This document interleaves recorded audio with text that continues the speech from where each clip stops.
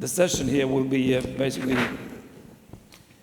focusing on distal radius fractures that maybe need some kind of other treatment, because everybody are accustomed to using volar plates, but sometimes, as Daniel already mentioned, you might consider other alternatives. And we're going to discuss that a little bit in the panel, I think. But we want to usually have guidelines for our treatment, but any kind of fracture treatment is basically about probabilities. I mean, we're usually not going to get killed by our fractures. It's about doing the least damage, but still having the best outcome available to the patient. Sorry? Yes? Yes? You're excused. Okay.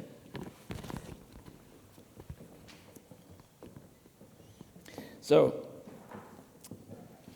it's about figuring out the best alternative, what's the likelihood of union or malunion and restored function if you do this and that method, whatever. But also, as Daniel also pointed out, in relation to the different patients, which are the consequences if you give them one or the other treatment. And how should we interpret, and how should we interpret the literature about this, and how should we examine our results? Well, today, as you all know, the only thing that sort of matters is randomized controlled trials. And that's what we use to guide treatments, and we do meta-analysis and things like that. But when you look at the literature, look at those studies, you frequently find there's no big difference between the treatment groups. And why is that? Well, for one thing, if we have considered the situation, we have one group with and the other without surgery, and all those dots represent a patient. For distal radius fractures, if you include all distal radius fractures based on, for instance, age and type of fracture, you're going to find that most of them are going to do fine whatever you do. Doesn't matter which treatment you give them. So then you're going to have a problem, because if you take that group of patients out, you're going to have the outliers left. And those are the patients, those are the persons for which these or that treatment might make a difference. But we haven't identified them.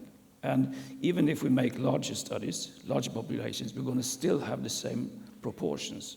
So we're going to have those few patients that we really could make a change for, but we can't identify them in those, usually in those studies that have been published. And you're going to find, if you look at some of them, this is one from Lund a couple of years ago, you're going to find the outliers. The majority are doing fine, but there are a few really bad results.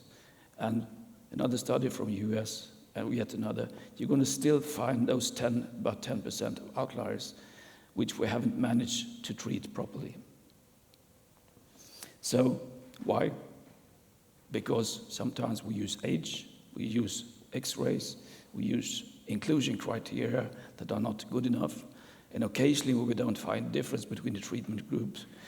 Patients or the researchers are tempted to use secondary outcomes instead, for which we don't have any power analysis or whatever, and we try to say that maybe this alternative, this treatment is better than the other because we have less complications, we have less infections, we have less tendon ruptures or whatever it might be. But all those variables are very subjected to inclusion bias and also bias when assessing results. We try to make definitions. We try to say that this or that will do the, perhaps if we look at the inclusion criteria, x-rays, for instance, we look at the x-rays, we use a classification sometimes, but you can go only as this far, because this is the same type of fracture according to the classifications. And you might consider that they could have a little bit different soft tissue problems connecting with this fracture situation, right? But if you call them the same group or the same class, whatever it is, you're going to have a problem. The panel here made a substantial work a couple of years ago, and published recommendations. In the end, they found that what you can decide, what you can prescribe for the patient might be based on the severity of the fracture. What is that? It's totally something you can decide yourself. We sometimes use, we say that maybe some younger patient with high energy trauma should be treated with surgery. What's a high energy trauma? What does that mean? 2 meter fall, 1 meter, 11 meters. No definition. The only one who knows really is this guy. At least he claims he does, if you look at the internet. A lawyer from Sacramento, you can write to him. But anyway, we also use age as a cutoff. Younger patient. Younger than what? What is a young patient? When are you old? No definition. One case I saw a few years ago, she one winter fell and injured her left wrist, was treated with K-wise. Next year, next wrist, treated with X-fix. This left and right wrist, this is her outcome.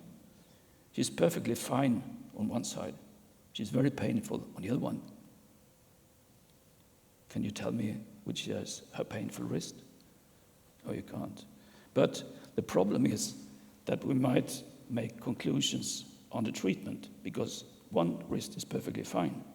She had an X-fix perhaps, I don't recall. But anyway, so in her case, the X-fix was a good treatment, while the other one wasn't. But if we use the outcome based on X-rays, they look terrible, both of them, right? So this is basically the problem in assessing the results in the current literature. And since we don't know the explanation to a good or poor outcome, there's really nothing we can say about the different treatment modalities today. So what about secondary outcomes? Complication. What is a complication? Well, there are different definitions in the different dictionaries if you look into them. And if you look at the papers, basically what the doctors say, that is something that wasn't expected. Might be anything that I'm not responsible. That's a complication. But it could quite a few times be something that's not related really to the procedure, but rather than the performance. Could have been done better by the correct surgeon, correct incision, using the correct implant in the correct situation, and so on. So I would hesitate to use the problem of complication as a guideline to what kind of treatment you should prescribe. Again, an example, high energy trauma, young patient, plated, but needed to leave a K-wire. After a while, this collapsed. So this is not a complication. The method was probably correct, but the plate was placed a little bit too proximal. We didn't identify the volar ulnar fragment properly, so this escaped. This is an example of poor performance rather than a bad method. So these things we also need to consider. This situation, distal forearm fracture, including distal radius ulna, is not classifiable according to any of those systems, but it seems reasonable to us that this patient might be better off if we stabilize and reduce his fractures in this terrible situation. We cannot prove that based on literature. But sometimes we just need to rely on our common sense and do what's least bad in the terrible situation. That's the way we're dealing with these problems today. Quotation from a recent thesis. We do quite a lot of volar plating nowadays, as you all know. And what can we do about this situation for the future? How could we learn to improve? Should we accept it as it is? Because after all, 80-90% of our patients are doing perfectly fine. It's only a minority that could have been treated better. Or should we have better randomized trials? Well, that would be a decide, but I'm not sure that It's very easily done.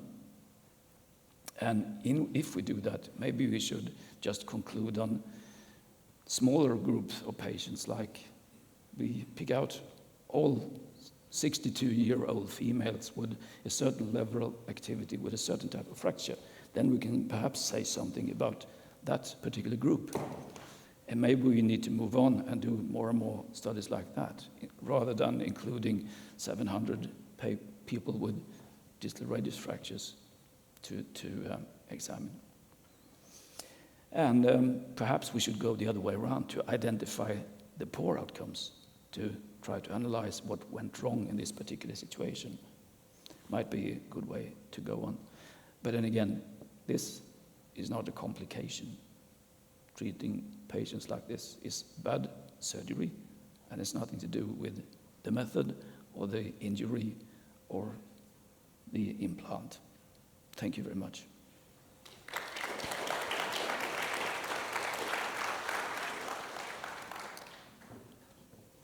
So, in case you have one question, I might answer that right now. Otherwise, I will invite Carl.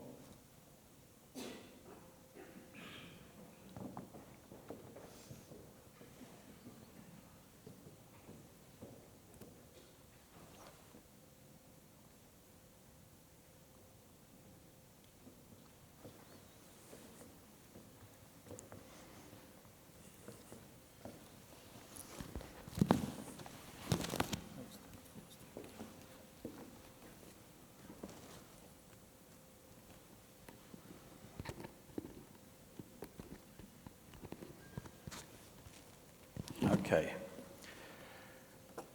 Good morning. This was a topic that I was given, volar plate, but certainly not always, not for every patient. Sort of in contrast to what Daniel talked about and also what Lars mentioned, that we've sort of seen this expansion of the use of volar plates. They are not a panacea. They are not for every situation. There are limitations to using the volar plate. Just looking at what sort of limitations we have, we should not go beyond the watershed line with the volar plate, or at least when we do that, we know that we will have tendons rubbing on the plate. In a way, which Daniel mentioned from the start, it's mechanically unsound, because most of the fractures are dorsally displaced, so it makes much more mechanical sense to have dorsal plates to buttress, to reduce, and you show a lot of early failures. And to have a look inside the joint for interarticular displaced fragments, you can't access the joint from the volar side, you need to go from the dorsal side. And while you are there on the dorsal side, why not put a plate on the dorsum? Separate styloid fractures are difficult to fix through a volar plate. Even with the new fancy volar plates, there are just 1 or 2 screws or pegs going up into the styloid. And despite many screws in volar plate, in soft bone or in multi-fragment situation, there's a risk for cutout, and you have screws into the joint. So I just sort of go through a list of patients where a volar plate is not really the solution for the treatment, and it could be, number 1, undisplaced fractures. Obviously, this needs a plaster only, or if this is what you have after reduction. So it had been a dorsal displaced fracture, it looks like this after reduction. I say plaster is good enough. Could also have to do with the personality of the patient, or the patient factor. So this is an old lady, 73 years old. She was a bit special. She had a fracture from her first fall, and she sort of declined surgery, and she wanted to wait, so that was reduced, and she was put in a plaster. And the day after the plaster came off, she had a second fall. And you see the second fracture on the same wrist. And for some reason, she wasn't operated. She was put on the waiting list to be operated, and weeks passed because she sort of slipped between, the fingers, So I saw her back after 4 weeks. And to operate on such a fracture after 4 weeks, I thought, okay, let's see what happens. At 3 months, she had full range of motion, absolutely no pain, full finger function, and she was completely happy despite that. So patient factor is certainly important. When you have dorsal fragmentation, Daniel also mentioned that, it's difficult to address that fragment from the volar side. Even an attempt was made, you can see that the fragment is not properly reduced and it's not properly fixed, and the entire thing collapses after a while. So dorsal fragmentation obviously is difficult to address from the volar side. And for extremely distal fractures, they're sort of distal, they are outside the reach of the volar plate. It doesn't make sense on putting the volar plate here on the intact bone and you have all the fragments beyond the plate. It could be a situation like this where it's just a volar rim fragment. You can address that in different ways. Daniel showed screws. I like to use small pins and tack the pins down with the plate.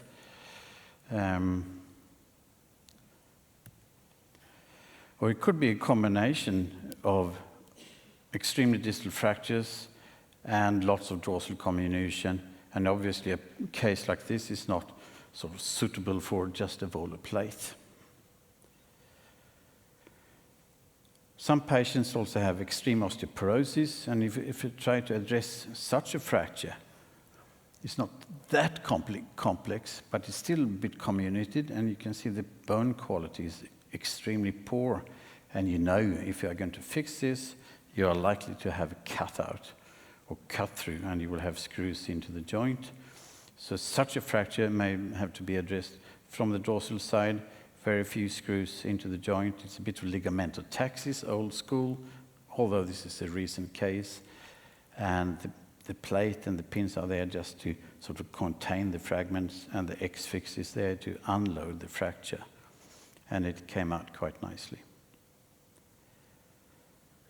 And another situation where you perhaps need to sort of think second time is when you have tried a volar plate and it fails. It doesn't look too awful at the start, but a couple of weeks later you can see that the volar plate was not distal enough, so the teardrop fragment has escaped over the end of the volar plate, and we have an awful failure in a young patient. And perhaps this is a situation where we would like to use a spanning plate to unload the system, and a spanning plate that comes off after 3-4 months. Or in cases where you really need to access the joint. You really need to dig into the joint and visualize the fragments. So this is the kind of fracture. You can see the fracture up there. It's what I call a tandoori fracture. All the fragments are sort of smacked up against the dorsal and volar wall, and it's completely empty in the middle. So that's again where a volar plate wouldn't do the job on its own. So volar plate, although they are quite excellent in a majority of cases, but certainly not always, you have to analyze the fracture situation. Lars mentioned that, and Daniel mentioned that. So hesitate when you are undisplaced fractures, respect the patient factor, dorsal fragmentation, distal fractures, severe osteoporosis, previous failures, or when you really need to have a look inside the joint. Thanks.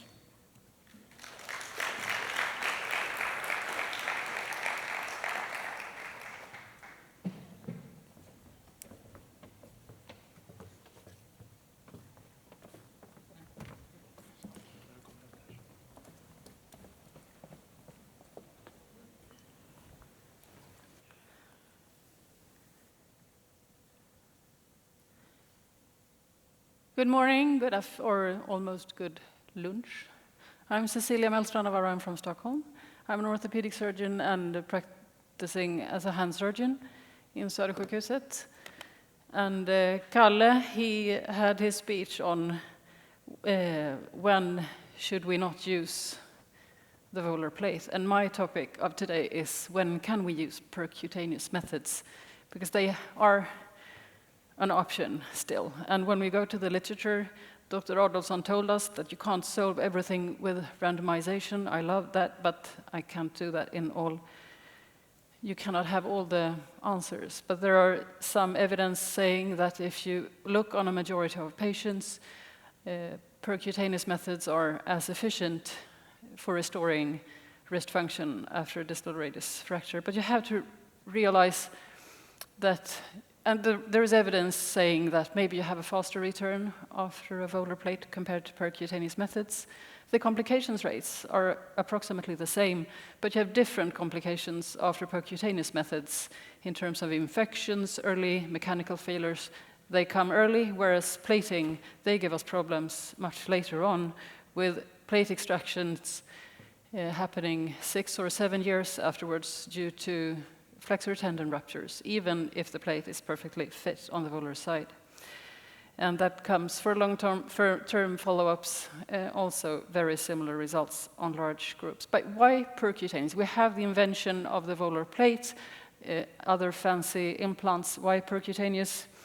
Well, it's a quick surgical procedure. You don't spend the whole afternoon in the OR.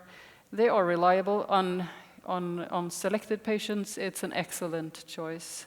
It's technically not too demanding, but I want to really stress that bad surgery is never acceptable. So if you choose a percutaneous method, you should use it. You should have a skilled, trained surgeon, and our trainees, they must have support, and they must be taught how to use the percutaneous methods.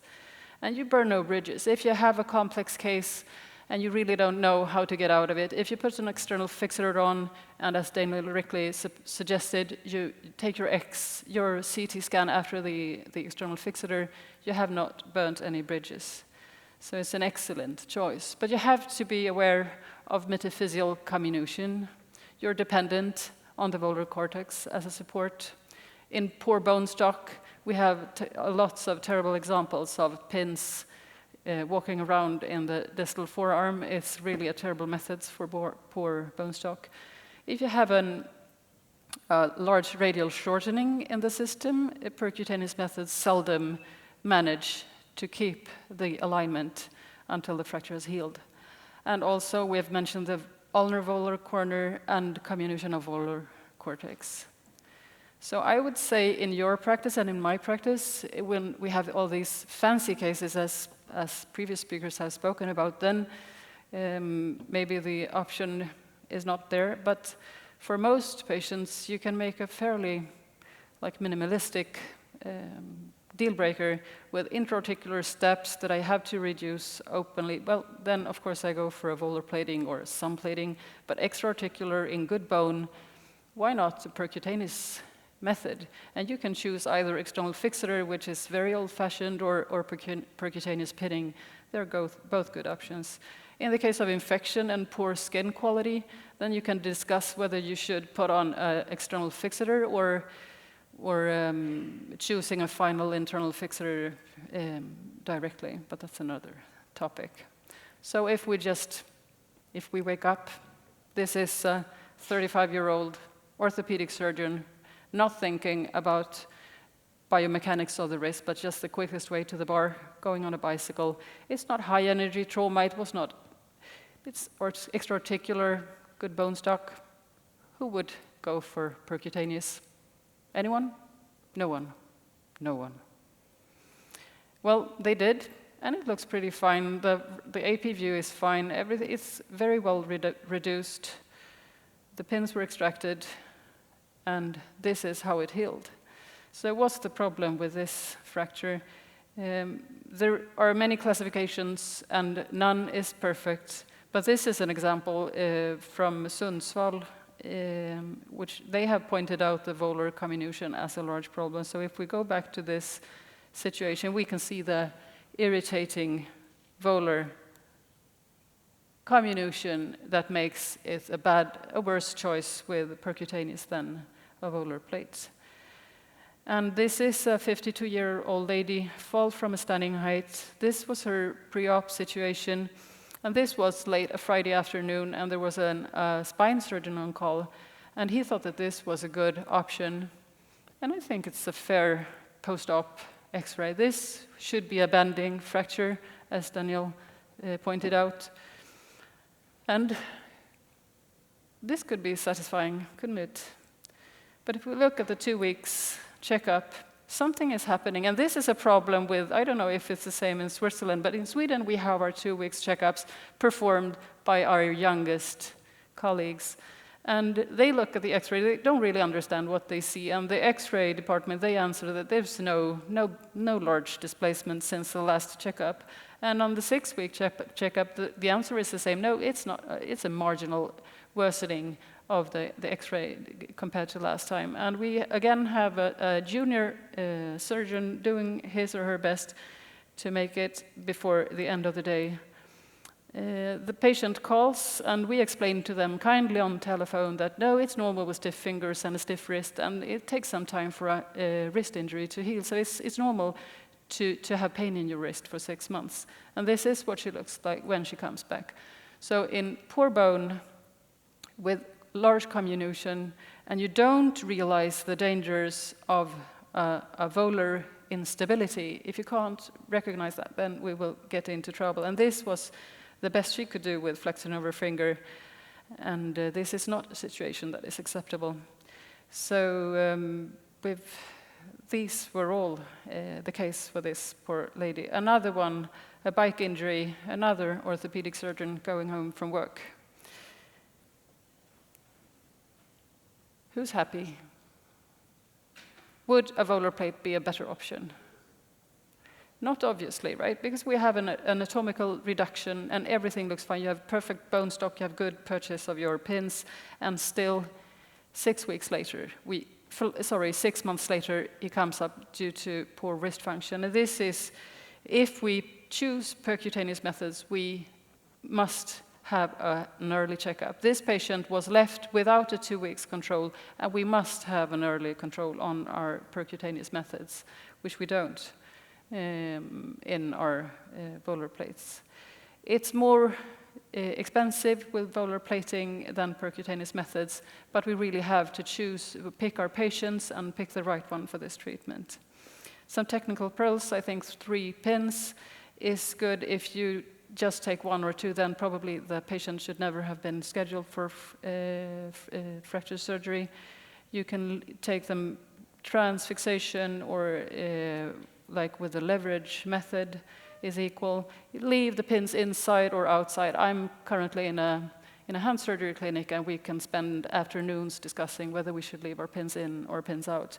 But the thing is that you should really choose either. I prefer them bent so they don't go forward, and especially if you need to take them out and they're like semi-inside, like here, often you have problems with tendon attrition, you have wounds that never heal, and when you try to take them, or the youngest surgeon on call try to take them in local anesthetic, so they sort of keep on forward. So bend them and don't leave them like this, either out or inside. And this is a good example of outside, and if you just keep it clean with soap and water, really the infection rates can be kept low.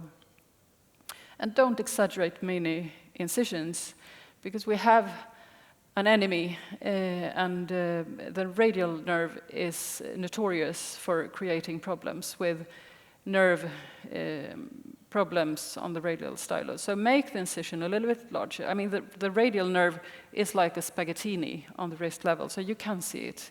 So just keep it away with retractors, and you can avoid a very long relationship with your patient.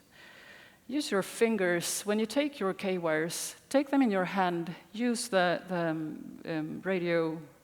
radiograph and play with a pin, and just stick it into the fracture and see what you can manage with your fingers before you put on the machine.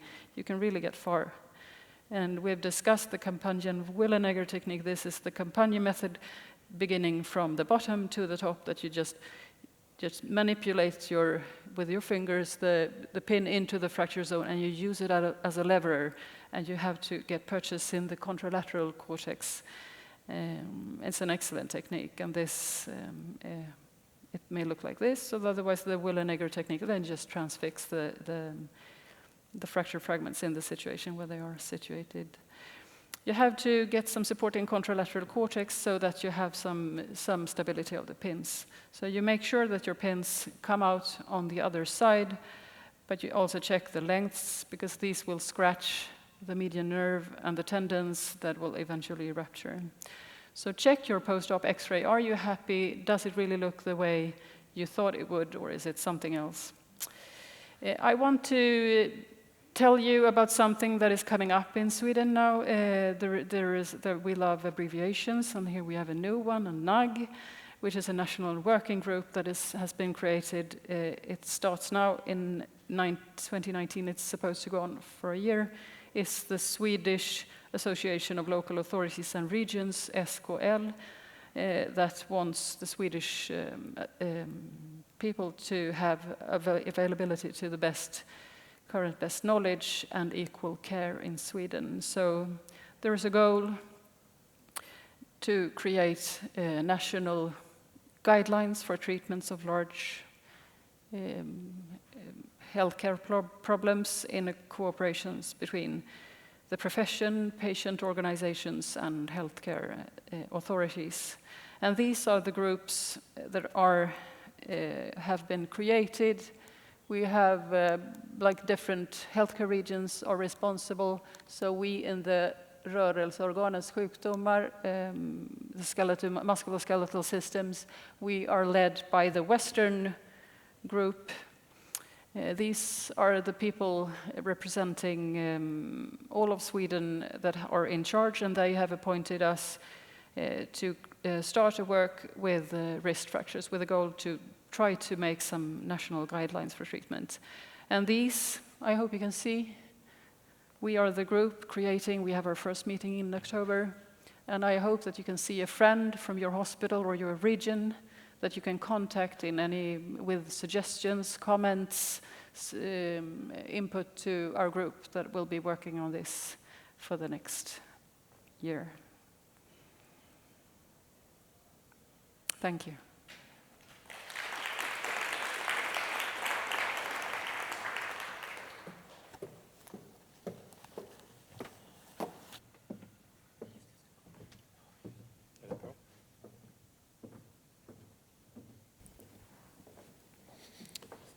So is this on? Yes, it is.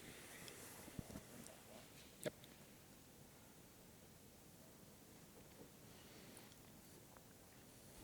Great, so I continue with the topic fragment-specific fixation and give you some experience and Lund angles in this, because we used it quite a lot.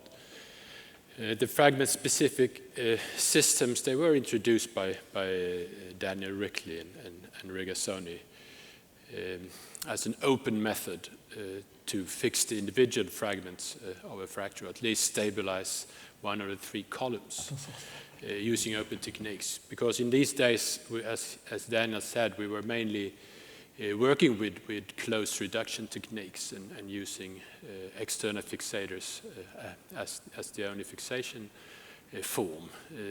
And seeing your picture today, a rose is a rose is a rose. In those days, a distal radius fracture was a distal radius fracture. It was one type of it. You tried your best using the external fixator. If sometimes it went well, sometimes it did not, and nobody cared. And then today we have all these technical options to use. But Rickley Regazzoni in 1996 started this. The main question when you do open surgery, is this actually providing better outcome for the patient? Does anatomic position mean that the patient fare better? And it does. This is a study from Lund published in 2008, where we compared external and internal fixation, so closed versus open technique, using a fragment-specific fixation. And the outcome at 1 year regarding forearm rotation and grip strength in that randomized study was superior in the open technique. So we concluded that open technique was better, and abandoned the external fixators and the pins already at that time. But in 2008, when it was published, this explosion we've been discussing with the roller locking plates was at its midst, came up. So we did a second study with a new and scientifically unproven volar locking plate and compare that to the fragment-specific system.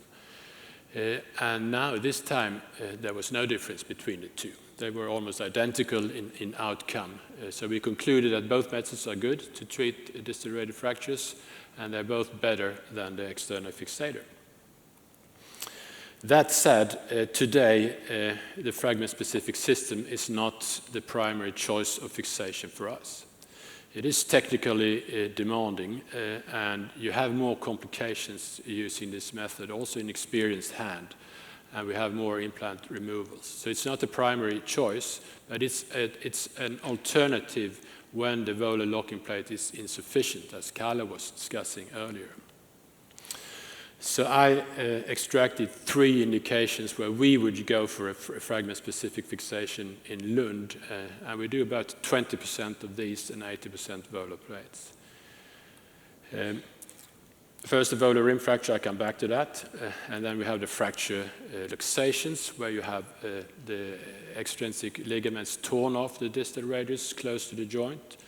And the third is the other very comminuted C3 fractures, where you could use the external fixator, maybe as Cecilia's are talking about, and Kalle's spanning plate. But since we use this system for a long time, we use fragment specific for the comminuted fractures. The volar rim fracture was mentioned earlier. It needs to be recognized by any wrist surgeon. They are rare, but they're out there, and if you continue, you're going to end up with one someday. And if you don't watch out, they are potential catastrophes. The volar rim fracture is a type fracture. It's a compression fracture, AU type B33. You can see in the lower right there, one of many B fractures. But basically, it's a Smith-Barton fracture with volar dislocation, and with a volar fragment split in at least 2 fragments, often more than 2, but at least 2, one lunate facet fragment and one scaphoid facet fragment. The first one to highlight this type of fracture was Neil Harness, a US hand surgeon, who published this paper in 2004 with a seemingly harmless fracture having adequate fixation, but ending up a couple of weeks later in this situation with a little fragment together with a lunate bone and the whole corpus subluxating volarly. And we all have these examples in our computers. Kalle showed one before. This is one of ours. You can see a seemingly harmless fracture having adequate fixation, at least at the first site. It was not a harmless fracture. It was a subluxation from a skiing incident, but when the patient came, it was perfectly reduced, and nobody understood what it was. But you can see here there are troubles ahead of us, for us. And this is the final situation. 2-3 weeks after, we tried to reoperate that. It's difficult to fix this once it appears, but it again redislocated, and it ended up as a wrist fusion with an unhappy patient. So take-home message: there are fractures you cannot fix with volar plates, that volar plates are not sufficient to hold. This is how I fix these fractures. Today, using the fragment-specific fixation, there are different kinds of plates like this, reaching far out.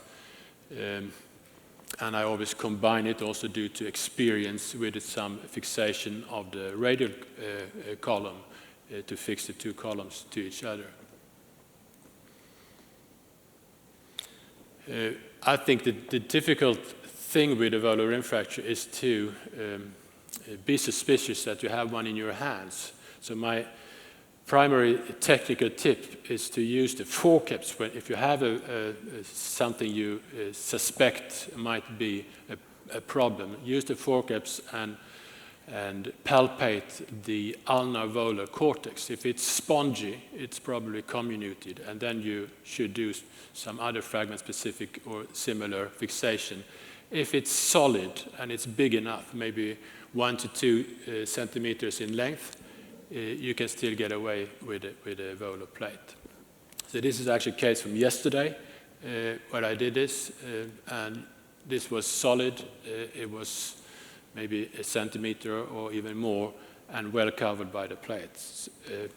So that's useful to do intraoperatively. Even better is to know beforehand to make a CT scan if you suspect a volar comminution. And then if you go from radial to ulnar with your slices, CT slices, you see this is the scaphoid bone, so this must be the scaphoid facet. This is the lunate bone further ulnary, so here you can see the lunate facet. And just as then I say, they go together because the volar short radial lunate ligament is intact. Sometimes you can see that it's comminuted here, and then you have the decision already before the operation. Compare that to the regular X-ray, where it's very difficult to point out which one is the scaphoid and which one is the lunate facet. The other type of volar rim fracture is a dorsal dislocation. Before we discussed the volar dislocation, but this is in the other way. So this is simply the insertion of the volar fragment is torn off, is ripped off from the distal radius. And of course, if you have this fragment, you can't use a volar plate to reattach that, so you need to do some other type of fixation there. You also showed one of your pinnings there, where you can then maybe even hide underneath the plate. There are other types of fracture dislocations. We discussed the short radial lunate here. This is a radioscaphocapitate ligament avulsion. This is in the fragment, but you often see, not often, but sometimes see these as a part of a Schoffer fracture, where the radioscaphocapitate ligament goes off with a radiostyloid fragment. Then you have the dorsal ulnar fragment, which sometimes needs attention, also mentioned before, and there you have the ulnar dorsal pin plate you can use. Finally, as I said, we use this technique for the comminuted fracture. Rickley described the three-column system. One has to mention Rob Medoff also in the concept of fragment specific. He made it more complicated with nailing 3 separate type fragments and made implants for all of those fragments and combination. And of course, all these fixation devices makes it easier to address smaller fragments. Just as an example, this is a fracture where you probably would get away with a volar plate. But if you're used to this system, it's easier to use fragment specific to address the separate fragments. That's all. Thank you.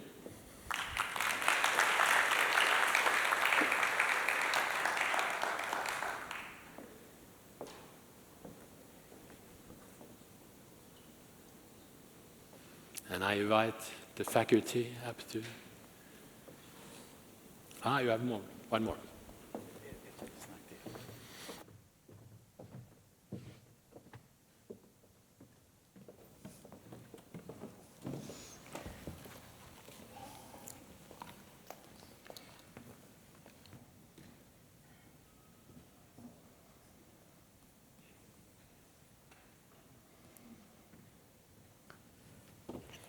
Okay, just some final words. What about the DRUJ joint?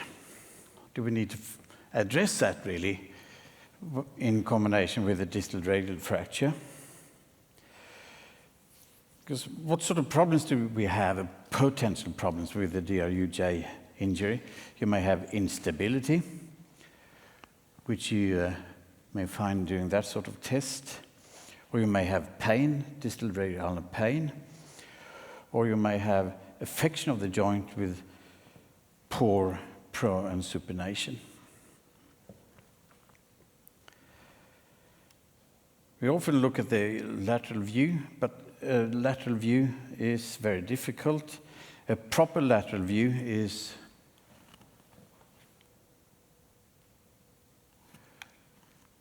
like this, when you can see the pisiform just inside the tip of the scaphoid, but outside the capitate.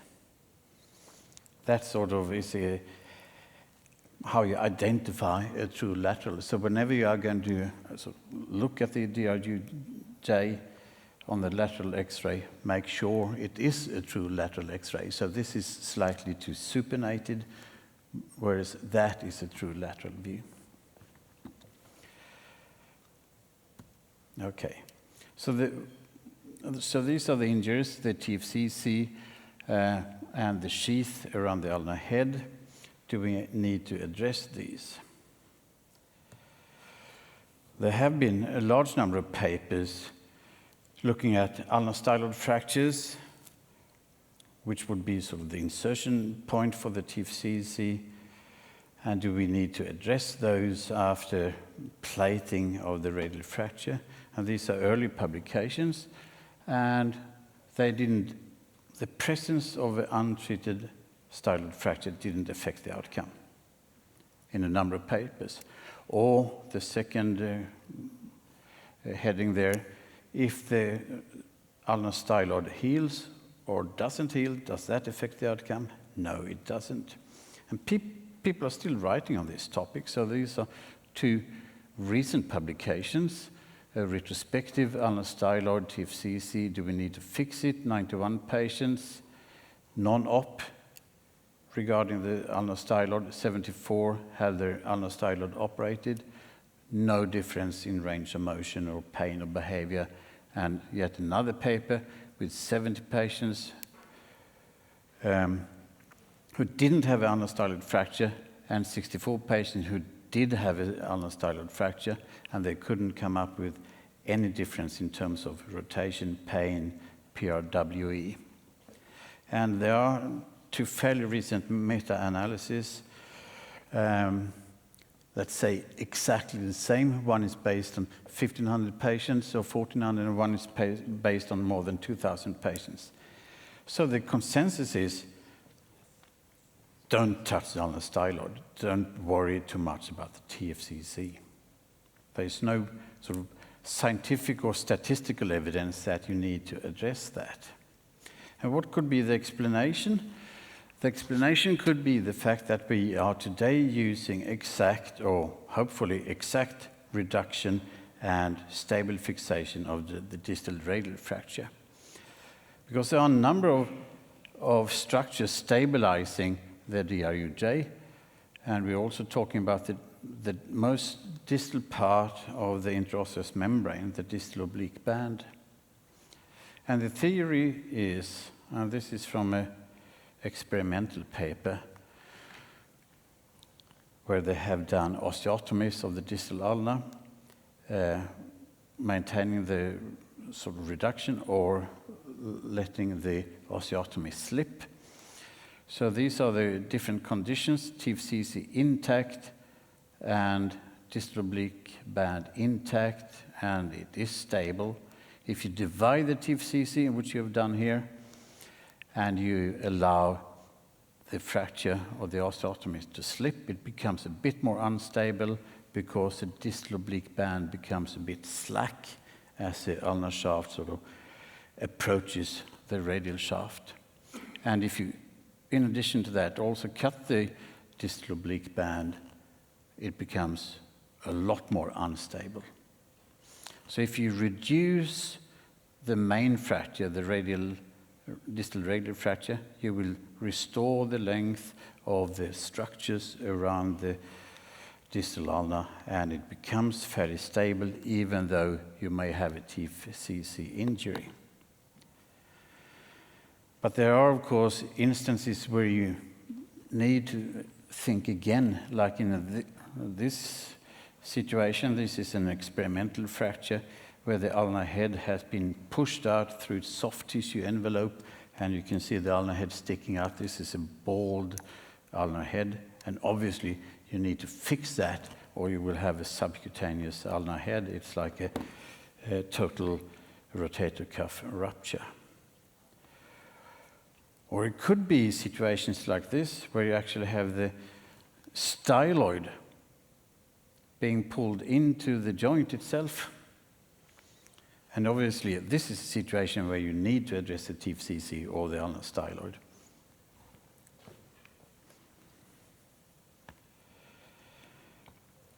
Just a few words on ulnar plating. So this is ulnar plate, which the way we do it. Is it necessary? There's very little scientific proof. As long as you stabilize the radius in an anatomical position, probably the ulna does quite well. But in certain occasions, we have sort of a nice feeling from stabilizing the distal ulna. It's not the simplest procedure to put a plate on distal ulna. So sometimes we have something like this. Do you like these post-op x-rays? The surgeon had a bit of a struggle. Again, it's not a perfect lateral view post-op, but you can see that something funny is going on in the DRUJ. And what makes me worried when I see this is, where is it placed, the ulnar plate? It's actually placed inside the joint. So somehow, you really need to address the ulnar border with the hand like that and not like that. So somehow sort of manage to twist the hand to reach the ulna and put the plate on the joint or in the joint. So when the radius becomes neutral again, you hide the plate. So it's a kind of difficult procedure. What about DRUJ transfixation? Is that something we should deal with? Well, if you need to transfix the DRUJ, you probably are looking at a problem that you haven't solved. The radius is not properly reduced, or you have soft tissues interposed in the DRUJ. It's like a Monteggia fracture, and the radial head is still popping out. You're not transfixing the radial head to keep it in place. You're trying to analyze the problem.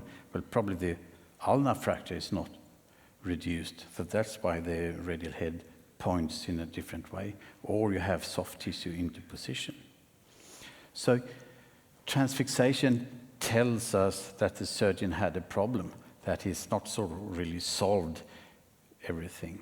And of course, don't transfix between fragments, because whenever the patient twists her hand, he will dislocate the fragments.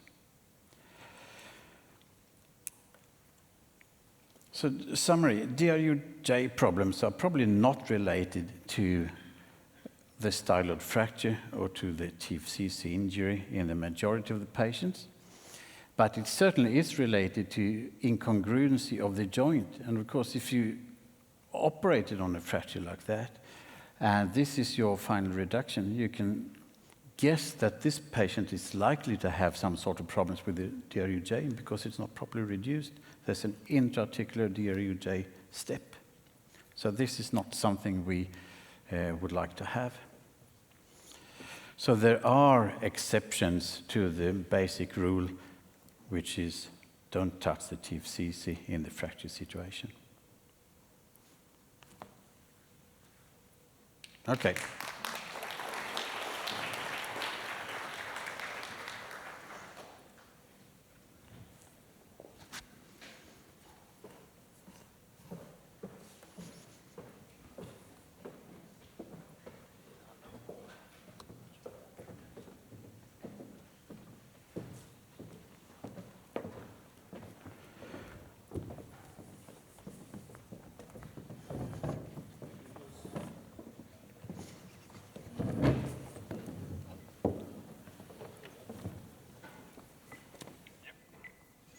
Hello. Yeah. Okay. Thank you for staying along. And the next 15, 20 minutes, the idea was to discuss a few cases. I mean, all those lecturers here that have told us what we should do in different situations. Now they're going to be unprepared to a few cases, and let's see if they can agree on suggested treatment. If you could bring my slides up, please, again. Is there some way you can see the...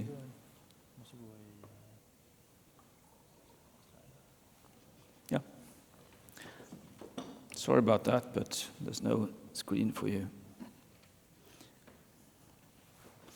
Okay. Healthy young man, relatively at least. Female, sorry. Fell off a bicycle and she was reduced. That's the image to the right. And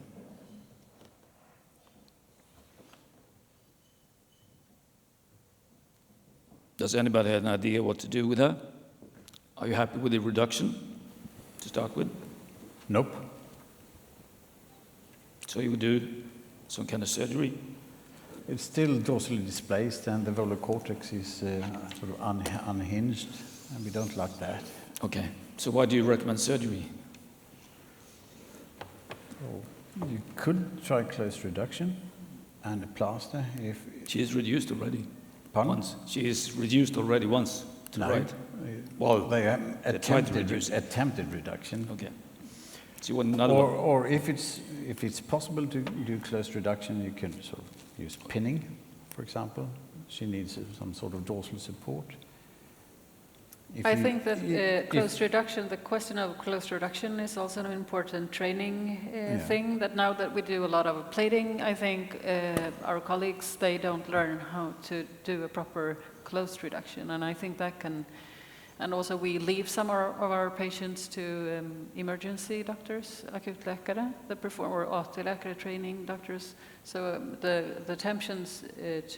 attempts to close reductions sometimes are due to improper technique. It's also an art to do. And it's difficult to teach, and it's difficult to get a volume. So but on what do you base your recommendation? You say to this patient, I think you need surgery, or? Oh, I think I would plan this one for surgery, and I think I would go for... Why do you do that? Sorry? Why do you do that? Why do you recommend surgery? You need poor volar contact and dorsal displacement and already an attempt to close reduction that was failed. And what's going to happen if you don't operate on her? Oh, I don't know. Probably it will heal like this. And she has an ulna plus, and I think that's strengthens my opinion of surgery. So again, it's... And of course, I mean, getting back to DRUJ, I mean, she has a couple of millimeters of displacement, so she might have some sort of DRUJ problems because the radial shaft is one way and the sigmoid notch is another way. So you will have sort of funny tension in the interosseous membrane. But what you're saying, it's probable that she's going to have worse problems if you leave it like this than if you do surgery. If the surgery is done properly. Okay. Based on your experience? Because I do proper surgery. Okay. For me, this is an organizational matter. Just as Cecilia says, you need to have skilled personnel down at the ER who can do reduction, and also important here is how what kind of plaster you apply to. So this fracture, well reduced, have a quite great chance of making it through it's a young patient, not comminuted volarly, to make it through the 4 or 5 weeks of plaster treatment. That said, if it looks like this and take it in and re-reduce it, it's too complicated. So when you have this patient, I would schedule a young patient like that for surgery too, discussing with her what are your, what kind of, is she an 8 on your scale, or is she a 2 there? But I would, if it was my fracture, I would like to have a plate put there. Okay. By somebody have a low complication rate. But she is looking up on the internet and trying to find some hard facts supporting your decision. Are there any sort of science that you're basing your decision on, or is it just your experience? So we have a treatment algorithm. So Sorry, if we have any studies? Does that Yeah, well, is your decision based on science or just experience, or do you think what's going to happen? How big risk does you have of a problem, long-standing problem without surgery? We don't have science that we can apply to specific patients. It's like Daniel's flower bed. Yeah, but again, So this what you also is said is gut feeling. the further you get from normal anatomy, the larger the risk of problems in the long run. That's what you sort of implied in your lecture, Daniel. It's better to have things in the anatomic position than not. I mean, that's a young patient, and the good thing about palmar plating is you can reduce anatomically in terms of rotation and length. And the probability that with palmar plate you will have an excellent result is very high. I think the tolerance against also only slight shortening in young patients may be very low. And let me rephrase the question. I think it's a bit difficult for you. You don't have any hard evidence to prove that you're right in your decision making, but you think it's a probability that she's going to have problems in the long run if you don't do surgery. And what kind of problem would that be, do you think? The problem for me is a little bit different. If we don't operate this patient, or let's say, if this patient tells me is it possible to treat this fracture non-operatively, I would say yes. And if he says, I prefer non-operative treatment, I would treat this non-operatively. If this discussion doesn't take place, I don't operate him, and he has some problems down the line, I'm in a difficult situation if I don't operate in Switzerland. Because then the lawyer will come and say, this is a failure in treatment decision and so forth. Because your brilliant talk we had is not published. Yep. It's very hard to get all these arguments together that you brought up, because these are the perfect arguments to say we have at the end no evidence for an individual patient that this fracture has to be operated. Exactly. But in daily life the situation is a little bit different, so we have to balance between the patient and the fracture and the lawyer. and in a 31-year-old patient with this fracture, for me, it's a palmar plate. I would also talk to the patients here, and sometimes they are hesitant, they don't want to have operations, and then you can say, you can have it united in this way. You might get problems, some don't, we know that. Some heal in that position, have no problems, then the case is solved.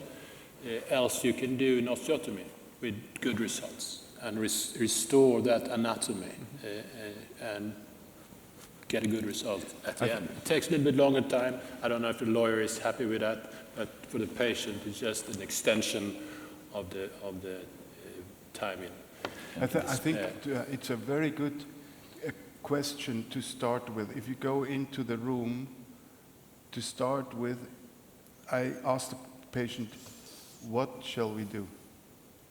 And then the first answer you get, you know exactly what type of patient you have in front of you. If this patient says, operate, I say, okay, we operate tomorrow. If he says, you will tell me, okay, we can operate, we cannot operate. Operate? No. I know who this person is. So although I know that the patient is not a doctor and he doesn't know all the details, but the question, what shall we do, is a very good question to start with. Yeah.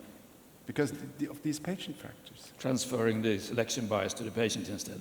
Yes, I always say, we now lead the discussion and we both take the decision making. Sure.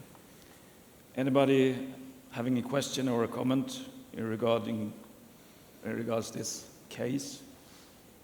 I think in the future, when we have better fracture registers and better machine learning tools to sort this out, you will have your matched twin, somebody who has the same age as you, had the same fracture as you from the register, and 4 times of 8 when they were operated, they went well, whereas the conservative treated 7 times out of 8 did not. So then you will have your decision base for the patient and the doctor. Okay. But we're not there yet.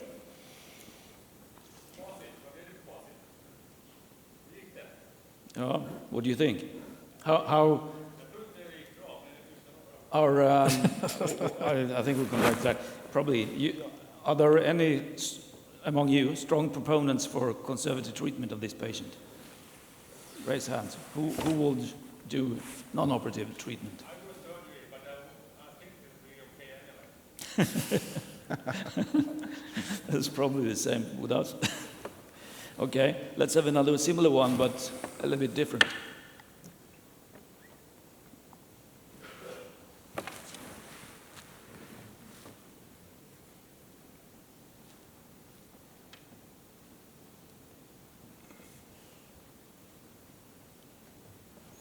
And just to compare, same sort of class, same type of fracture, but a different patient.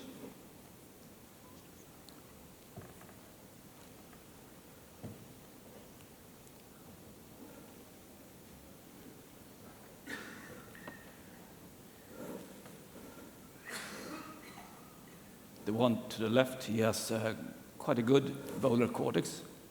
Should be easy to reduce that. He has no dorsal support. He has a large dorsal comminution, so probably this one will have a large tendency of going back. And Okay. since it was a high-energy trauma, that also adds to the problem of dorsal displacement. Okay. We don't gonna spend so much time on that, but I think we should. Well, you can do this with this kind of fracture, I guess.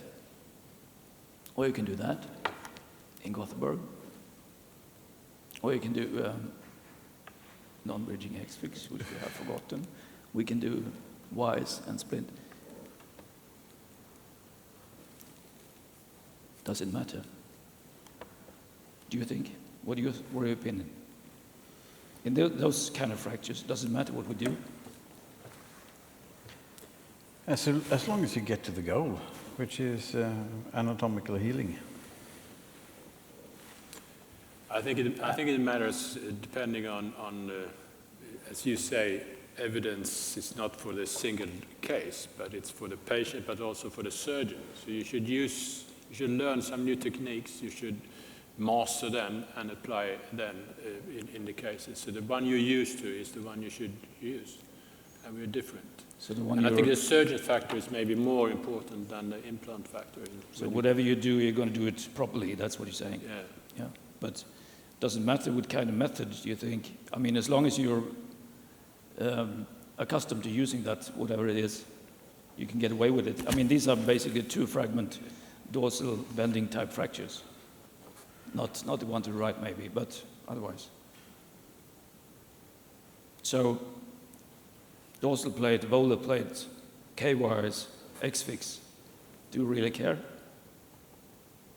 in these situations? Depends on, I mean, if the end result is anatomical healing, that's fine. But you know that the different methods will each have different sort of odds or chances of achieving that goal. And they also have different odds at sort of producing complications, tendon problems, infection, etc. Okay. So you're playing with different odds, and that is why when we have several methods, you have to sort of guess, educated guess, which method would be the best in this case, sort of have the best outcome, odds, or the odds for producing a good outcome. Yep, but I'm looking for, now we have a panel, you're the experts of distal treatment of distal radius fractures. Now we have 2 fragment dorsal bending type fractures, Colles fractures, that need surgery. What would you recommend? I would not recommend percutaneous for these patients, Okay. for those particular. The first one because of dorsal comminution, the second one because of poor bone stock. Volar Okay. plating is a safe option with a good odds of reaching a good end result, a quick turning back to activities. I would though, since I'm training as a hand surgeon now, so I think that maybe I would like to ask you if you plate this. If you get a perfect reduction in this old guy who fell from whatever it was, 4 meters, would you cast him post-operatively 2 weeks, 4 weeks, no plaster? You have a perfect anatomic reduction, relatively high energy in a young patient, volar plating. For how long do you put on a cast? Daniel. In an elderly patient, well reduced, you have to talk to the patient. I mean, he has quite a chance for redislocation. On the other hand, he has a good chance to tolerate a malunion. You have to talk to the patient. But after a volar plating, if we just think of the case when it will heal uneventually with a volar plate, you have perfect reduction and a good healing situation. Do you put on a plaster cast after surgery or not? After volar plating? After volar plating. A splint, a removable splint. For how long? That's what we do routinely, and a removable splint, and they go for early motion. And you initiate wrist motion day 2, day 4, day 14, day 2. If we operate on Friday, we will not have physiotherapy Saturday, Sunday. So it's day 3. If we operate on Monday, it's day 1. And do you do the same for a young patient with a higher Yes. injury? The same. And how do you do in Lund? I put a plaster on, not because of fixation. I think it's stable enough initially, and you need to get them moving. But I put a plaster on to keep the wrist in extension to alleviate the anti-edema therapy for the patient, so they can use the pump and get rid of the finger stiffness. I think that's the most important. Yes, definitely getting the fingers back early, and the plaster cast is a very efficient way of pain relief. Yep. So. I think just one factor you have alluded to but not specifically mentioned is the inherent fracture stability, which I think is important. Even though these are similar cases, when you reduce them, as you mentioned, if you don't have support, be it volar or dorsal, and they tend to fall back, then you might go for something stronger than just 2 KYs. Is that sort of part of your decision making, I think? Yes. Yeah. So, and you also mentioned the personality of the fracture. You do sometimes reduction in the OR with the floor scan and see how the fracture behaves. If you reduce it and it stays reasonably in place, then you might get away with KYs. If it doesn't, you might need something else. Or is that my interpretation of your talks? Is that correct? Yes.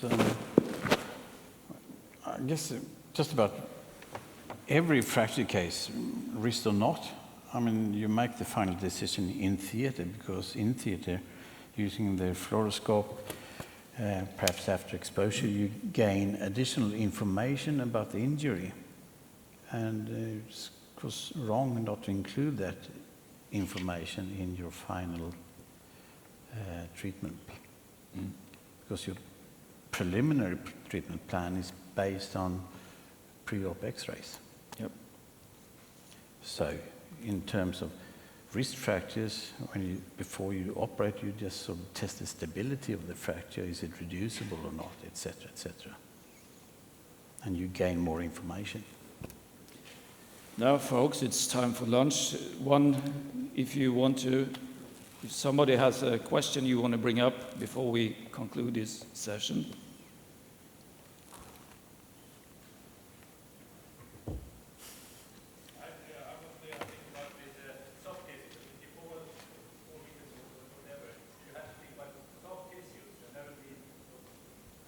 Much easier, much more important to have this patient fix the fairly stable and then mobilize them very early?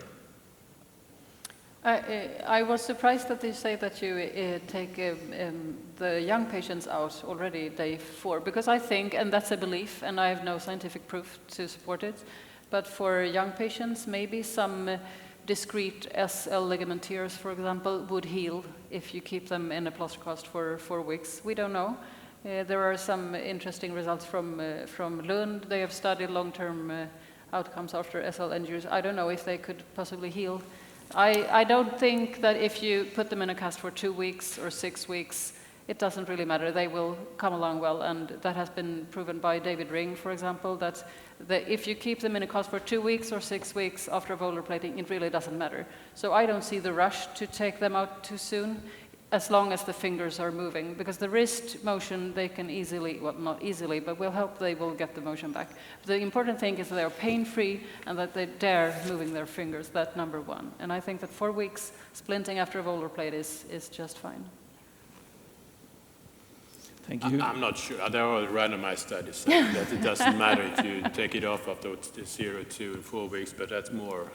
But what are the endpoints in all those your randomized roses trials? doesn't matter so much. There was it's not a another major issue, I think. There was another question up there. So, thank you very much. My name is Maziar Mohaddes. I'm a joint replacement surgeon from Sahlgrenska University, and I will be collaborating with Cecilia on the national incentive of trying to create guidelines for how we are treating the patients. I have a short philosophical question, which I hope the panel will be able to help me realize. And I think we have been discussing different surgical options, and my level of expertise is quite low to understand them or try to impose anything with regards to different surgical techniques. But for me, as a patient, if I'm having a wrist fracture, the $1 million question is, should I have surgery or not? And I am feeling concerned that if we can't really make those decisions in a proper way, and if we are scared of lawyers or ourselves or patients when we are trying to make those decisions, I'm feeling concerned that the patients will probably mistrust us as a profession. And I would really like to understand how we should make those decisions, not creating a mistrust. Because I think, as you said, Lasse, that the patients will be reading up more and more, and they will be asking us, what are the odds? How do you make this decision? I understand that the time is over, but I would be really interested to have a short response from the panel with regards to that, if you find it appropriate, obviously. Just, did we understand it right? How should we help the patient in the decision? Is that what you were asking? But that's what we do. I try to put myself in that patient's situation. If it's the same age as I, would I go for surgery or not? So that's the most honest way you can deal with patients. If it's elderly, what if it would be my mother, etc. And that's our experience we put behind. We had those bad cases. We don't want our patients to end up there. So maybe we go for some other solution, and Cecilia and Kalle would have some other opinion. And maybe this is what makes wrist surgery more interesting than hip surgery, that we actually present menus to patients. We can go for menu A, which would be percutaneous early checkups and no late events. Or we go for non-operative treatment with, like, you present different alternatives for the patient and you actually involve the patient and you have a cooperation. And I think that's the way to avoiding unhappy patients, because if they know that they were a part of the decision-making early on, I think they will be happy, which even with complications or with bad results, they will know that these were the options, and I chose this road because of this. And that's cool. And I think it's important to stick to your surgeon, and also for the surgeon and the patient, that you can get along. You can you have to take responsibility for the choice that you made and take the complications as they come along. So I think that's the way to. That's a short. There's a concept I like, is the high risk, high reward, and low risk, low reward. And all our surgical recommendations to the patient fall into either of that or intermediate. you have your safe procedure, then don't get very well, but there are no risks involved. Or you have all surgeries, high risk, high reward. There are risks of you dying on a table, but if you're not and everything is okay, you're going to get a fine wrist and you can go for tennis or golf again or whatever you want to do. So high risk, high reward is a good way of presenting it to the patient, I think. Okay, I think we need to end this session. Thank you very much. Thank you. For sharing your knowledge. And Norrköping would like to thank the speakers as well.